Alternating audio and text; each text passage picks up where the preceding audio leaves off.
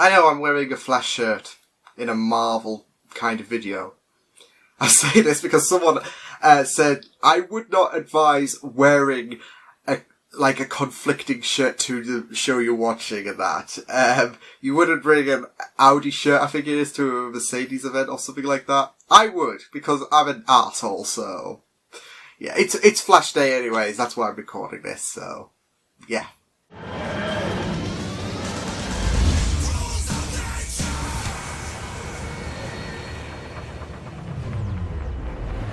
Hello everyone, it's Liam Catterson here, and we're going to do something kind of different for reactions. I know, blasphemous.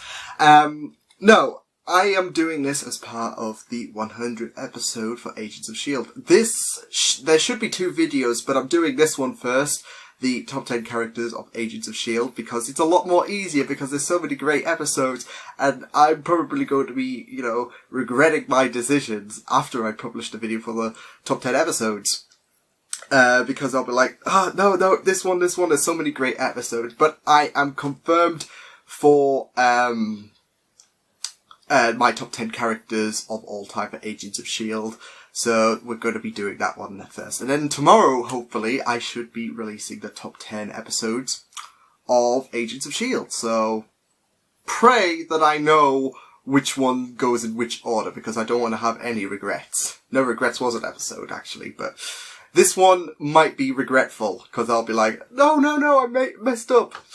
So, yeah, and I'm going to try and keep this short, because with top 10s and all that jazz, or whenever I'm doing something descriptive, I tend to go on and tend to ramble on a bit more. I know a lot of people might want that and all that, but I've got to keep things short, because with the editing and all that kind of stuff, I've got other stuff to worry about, like Jessica Jones coming on tomorrow for me, which would be awesome. Runaways, Red vs. Blue, everything going on. I have not got time to waste. And I've just finished editing scripts, so yeah. Ironically though, I'm rambling on, so let's just get down to it. So first I'm going to do honourable mentions, because there's a lot of great characters in Agents of S.H.I.E.L.D., and unfortunately some could not make the top 10 list, so I'm really, really sorry about that. Certain characters I'm going to read out. So, in my honourable mentions, there is Cal, of course, Stacey's father. I miss him so much, and I do hope that for some capacity he does show up. Like, I don't know, his pet store shows up and you just see him. It'll be great. Cal Hunter, of course, great to see him back in season 5, of course. Spoilers, by the way. I mean, this is the 100th episode, so... But some might be watching, season 1. Huh? But these are spoilers anyway, so, okay, doesn't matter. See, I'm rambling.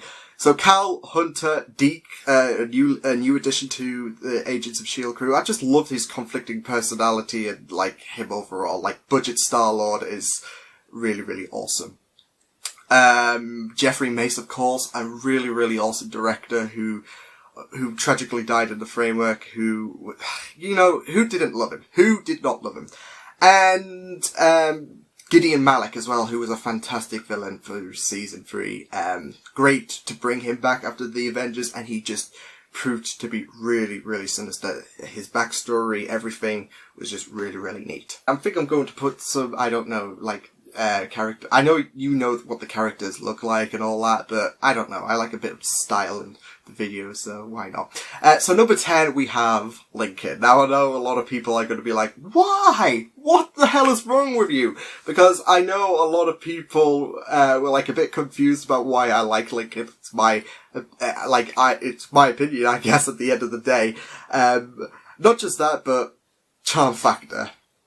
100% definitely. Although I lost hope when Shake and Bake was full steam ahead, that my ship couldn't. Liam, yeah. What was it? I can't remember what it was called. It was like Lily or something. I don't know. I can't remember.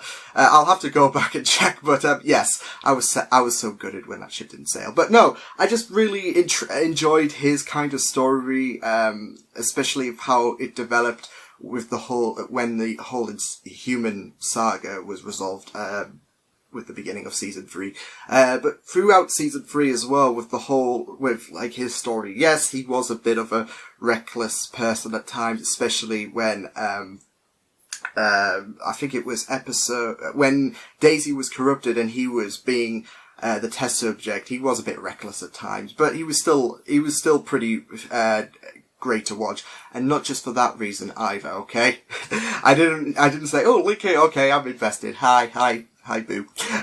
But no, Lickett was just a really, really interesting character, and like, in my perspective, I know a lot of people are going to be like, what the hell is this guy taking if he thinks Lickett is interesting? No, he was, in my opinion, like, his story, overall, like, his personality might not have shone throughout the, other Agents of S.H.I.E.L.D., characters, but, his story definitely had a lot of intrigue, whenever something big happened with Lincoln. Number 9, we have good old Mack. It's so funny, when he first debuted around season 2, I was wondering what kind of, like, capacity he would have, because there was a whole bunch of new, S.H.I.E.L.D. agents, of course, included from the very get-go. One was killed off from the get-go, but, Mack has had a really, really, great contribution to this cast. Like, he is this is family for him. And I say that, like, it is a bit of a kick in the gut for me to say that, of course, with, the whole, Hope ordeal, which was really, really well done with the Agents of Hydra arc. But, no, he's just been an enjoyable character anyways, from his shotgun axe to nicknames for other teammates. He's just been a really fun and lovable big character, as Daisy called him, a teddy bear. But he's just been a loving character who, you can't hate. He's just, like, even with the whole Real Shields saga, you are able to forgive him, definitely, with his amazing personality and how lovable he is. And then we got, in number 8, Yo-Yo, which is, of course, our partner, of course. And really comes in handy in a, difficult situation. I'm sorry that was bad, but, no, in all seriousness, Yo-Yo, I mean, I loved her from the get-go because of her speed ability, of course, so, and, it's, as far as superpowers go, that's my favourite, like, that's top of the list, so I was like, oh, you got speed? Nice. Okay, I'm invested in you. But it's not just that, but she has such a really, really, lovely personality. You just love her, especially when, she interacts with Mack, and how she has been a great, kind of influence into his, like, heartache. It's just been really, really, fun stuff to see, Yo-Yo in Agents of S.H.I.E.L.D., and, after the recent episode, I'm really, really intrigued to see where the future goes. We have Ada. I say Ada, Ophelia, Madam Hydra, whatever you want to call her. Mallory Jansen just nailed it. She didn't have much time in Agents of S.H.I.E.L.D. compared to people like Ward. And, she nailed it. She nailed it in season 4, definitely. Not even that, because, through the first pod of Agents of S.H.I.E.L.D. season 4, she just played this, really kind, android for Radcliffe. That's who I should put in, honourable mentions as well, considering he had a interesting arc. But, yes, Ada was just really, really great, especially in the villain department, especially in the final 2 episodes where she was so fixated on Fitz and went really, really psycho, and how much damage she did to Fitz was just really, really, like, especially with the whole Gemma ordeal, it was really, really messed up. But like I said, she just played like 4 different characters really, really well, and it was just great to see the differences in such a short amount of span of episodes. But not just that, I think what solidified her definitely, in my opinion, was, the Gemma fake situation, like the LM Gemma, when we all thought it was the real Gemma, or some of us, or most of us thought it was the real Gemma that she killed.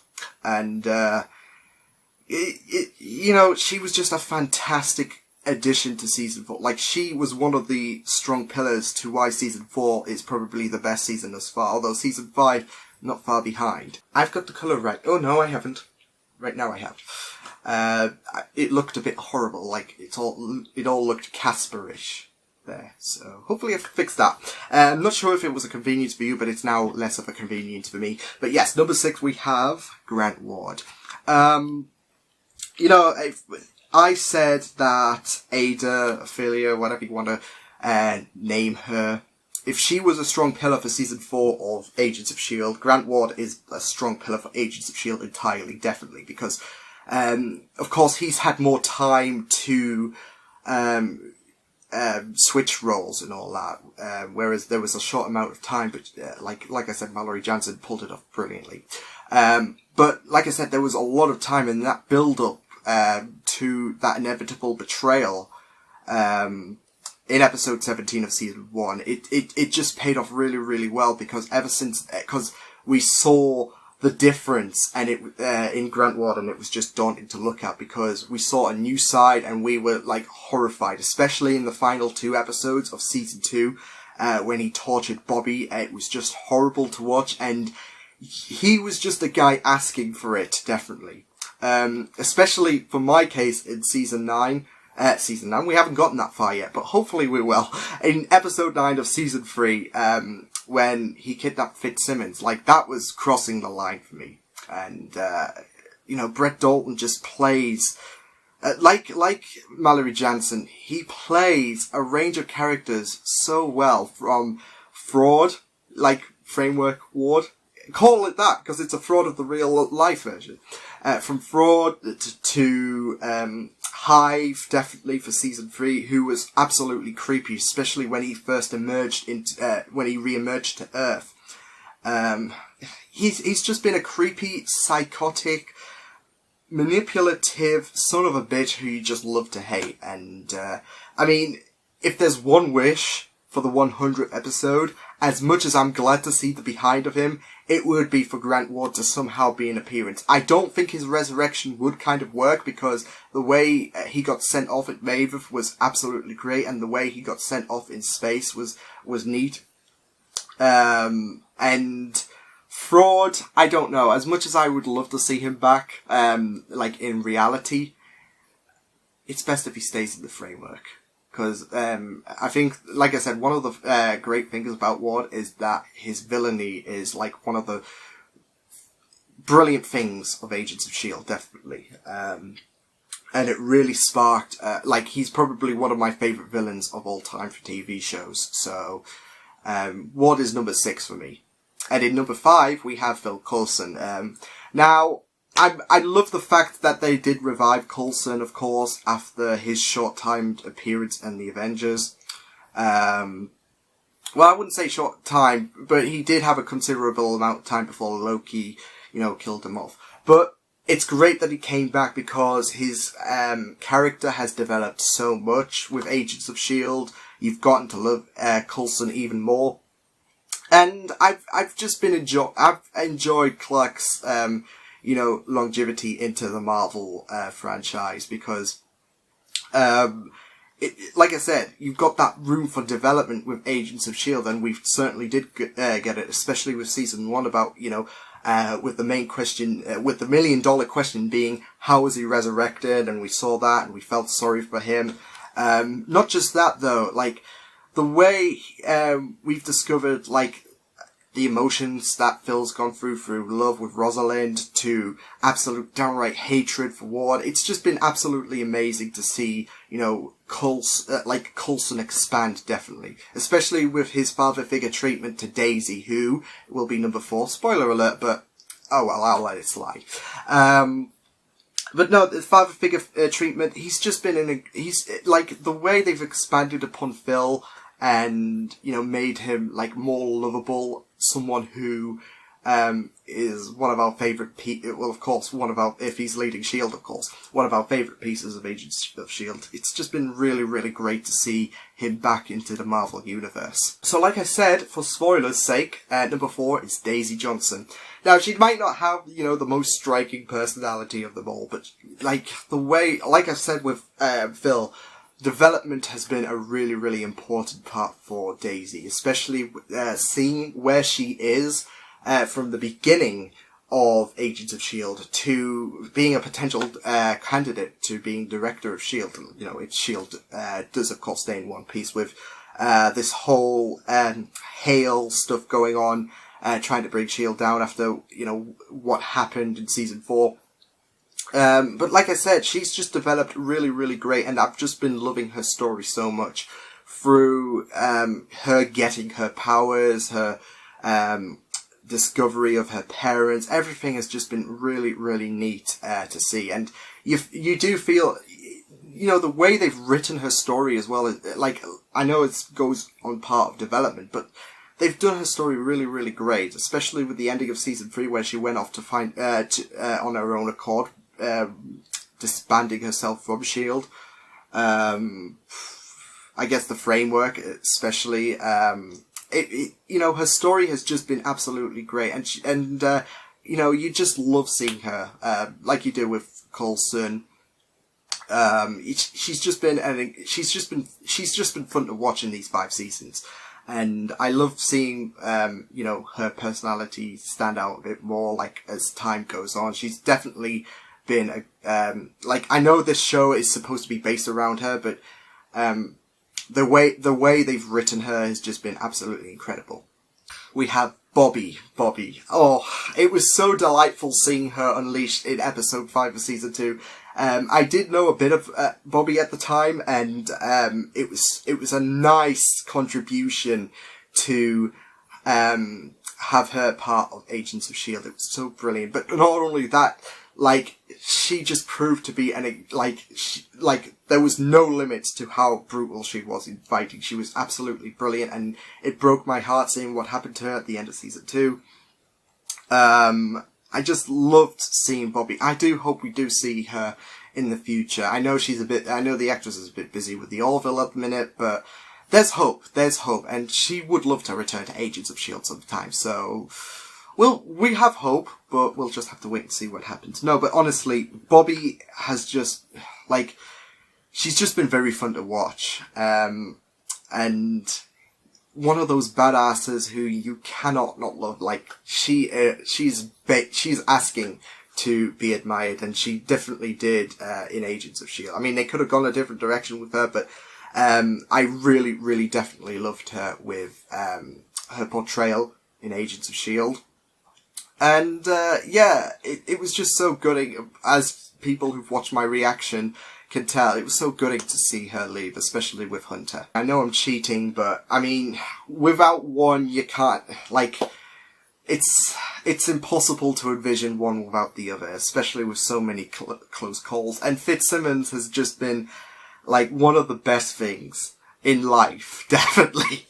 No, honestly, their ship has absolutely been one of the best developed ships ever.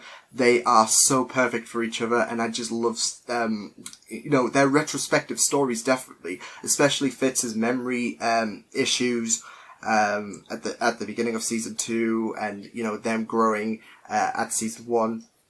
Gemma's story at the beginning of season 3. Everything about them two just screams you to love them, especially when they are together. It's just been really, really great, and that's why I you know, bonded them together rather than say Fitz can go there and then you know, it's impossible to separate them. No matter how much I'm not separating them. The universe has tried a bunch of times and it's failed, so I'm not doing that at all. So I think we can all accept this as a cheat. But no, definitely, I've just loved seeing them two, and whenever they're on screen, whenever, you know, they're engaging with each other, it just warms my heart, because Ian and Liz, they have great chemistry together, and they have gone through a lot of crap through the framework, like I said, through Gemma's ordeal with the monolith at the end of season 2, everything that they've encountered, they've managed to beat it and become the best ship ever, in my opinion, definitely. And I think a lot of other people's opinions who watch Agents of S.H.I.E.L.D., because there's no bullshit drama like on the CW, definitely. And like I said, the chemistry between Liz and Ian is absolutely on point. The writing, everything about them two, whenever they are together, it just makes you want to love them so much. And I've left one space open. If you haven't guessed it already, it's Melinda May, definitely. Whew. What can you not love about her? I mean, she is the mother of all badasses, definitely. She's got a tragic story with her, which you do feel so bad for, and the way that her story presented itself in season 2, episode 17, it was just absolutely done right. And there is just a lot you love about May. I know I hate saying this, but like her serious attitude, whenever someone tries to make a humorous move or something, I just love seeing May's reaction. But no, in all seriousness, it's just so great seeing May, because she is just an incredible badass. She's got an incredible backstory to her. Her character's got an incredible backstory, and you just feel so bad for her. But whenever she's in a fight, you just know that the enemy's going to get torn to, 99% of the time. I mean, Sonara, back in season 5, of course, she was on another level, but most of the time, whenever you see May in combat, you know that there are red flags being waved for whoever's opposing May, and it's just so incredible to watch her moves. Everything about her, she just screams of incredible stuff, and Ming just absolutely nails. It's so great, incredible actress. She's a joyful, very cool with it kind of person in reality, and she plays the kind of opposite. Like, she's very serious in Agents of S.H.I.E.L.D., but seeing May on our screens is just absolutely delightful, and she's a really caring character as well, definitely, and I just love her so much. So yeah, I know a few people might agree with my number 1 choice, but no, honestly, I've loved seeing the progression of May, how certain elements in her backstory have kind of developed, especially with the framework, especially with Robin, of course, in episode 8 of season 5. It's just been absolutely incredible to go on this journey with May. So I had to put her in number 1 through, her character and everything, her fighting. She just screams of, being the best character, in my opinion, of Agents of S.H.I.E.L.D. So that is my top 10. I know that did feel a bit long for me, but I don't know if people will be complaining about that. Probably not. But they are my top 10 of Agents of S.H.I.E.L.D. in terms of characters. Next video is going to be top 10 episodes. Good luck with that. But no, leave us your thoughts about who your top 10 are. I mean, I'll be interested to read your thoughts about who you think is number 1. If you agree with me, if you don't, all that kind of jazz. It'll be interesting to read your comments, and why you love these characters as well, definitely. It will be really fun stuff. But that was my top 10 characters of Agents of S.H.I.E.L.D. I really, really enjoyed delving into this because it made me reflect on some really, really great memories, and it's great talking about these characters because Agents of S.H.I.E.L.D. is definitely one of the best shows on TV, and there have been some really, really neat character developments, some really, really great characters in this show, and it's just been great to reflect on that. So I will see you guys next time. Hope you guys enjoyed this reaction. It was a top 10. So used to it, so yeah.